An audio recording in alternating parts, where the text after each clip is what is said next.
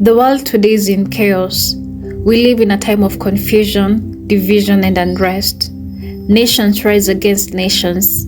Families are torn apart. Communities are fractured. Hatred is amplified. Fear is normalized. And offense has become fashionable. What was once sacred is now treated casually. And what was once evil is now justified. The world is in chaos because humanity has drifted away from one essential truth. Wars are fought because of it. Hatred is spread from pole to pole because of it.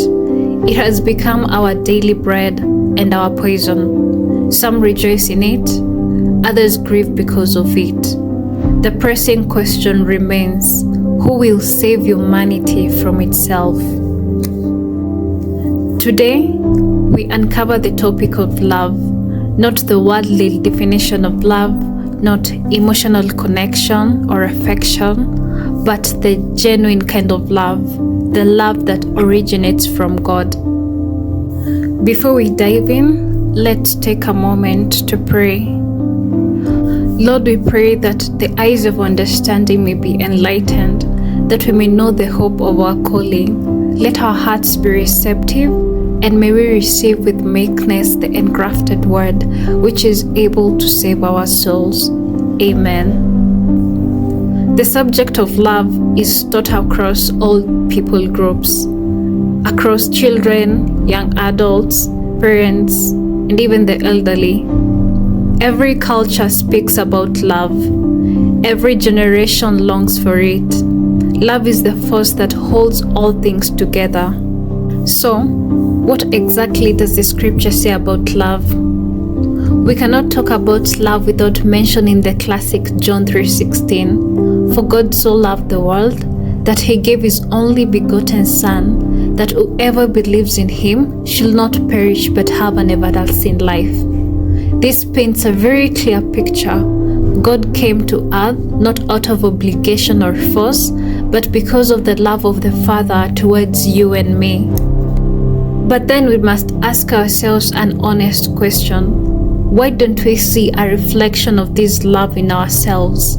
Scripture tells us in Genesis 1:16 that we are created in God's image and after his likeness.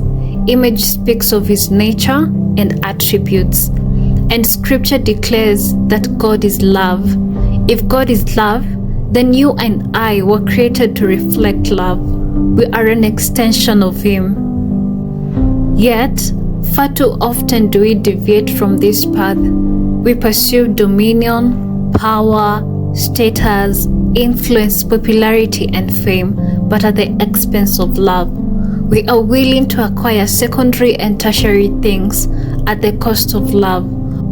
We put our hands into iniquity at the expense of love. People of God, nothing can ever truly have its course unless love is at the center.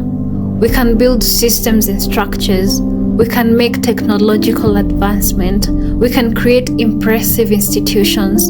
But without love, it is all vanity. The hallmark of true generational shift is not power or affluence, it is love.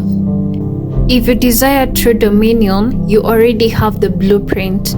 If you want creation to respond, let the nature of Christ be formed in you, for God is love. Love is patient, love is kind, love is not jealous, love does not boast, love is not ignorant or rude, it is not irritable or resentful, it does not rejoice in wrongdoing, but rejoices in the truth. For science will pass away, technology will fade, social infrastructures will cease, but love never ends. The love of Christ surpasses all knowledge. Now, here's a very important disclaimer. This does not mean you will not be angry. Scripture acknowledges that we live among unreasonable and wicked people, for not all have faith. You are allowed to be angry, but do not let the sun go down on your anger, and do not give the devil an opportunity. Be an imitator of Christ. Let no corrupt or evil talk proceed from your mouth, but only what is good for edification. Be the reason someone else smiles. Let bitterness, wrath, anger, and malice be put away from you. Be an extension of God's love to a dying world. Be kind to one another, be tender-hearted, forgive one another, just as Christ forgave us. Change begins with you and I. Let us bring the world back to order, for creation eagerly awaits the manifestation of the sons of God. Let the kingdom of God be revealed in our world today, not merely by words, but in action.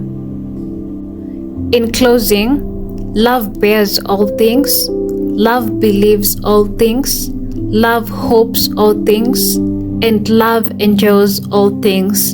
And remember, change begins with you and I. People of God, let's take a moment to pause and reflect on that which you've heard today as we pray. Lord, we thank you for your word today. Thank you for reminding us of your steadfast love. By your mercies, help us be instrument of your love. Where there is hatred, let us sow love. Root us and ground us in your love. Help us comprehend the depth of your love for us and teach us to love one another. May this subject of love go beyond words, and may we walk in obedience and righteousness. Let your love prevail now and forevermore. Amen.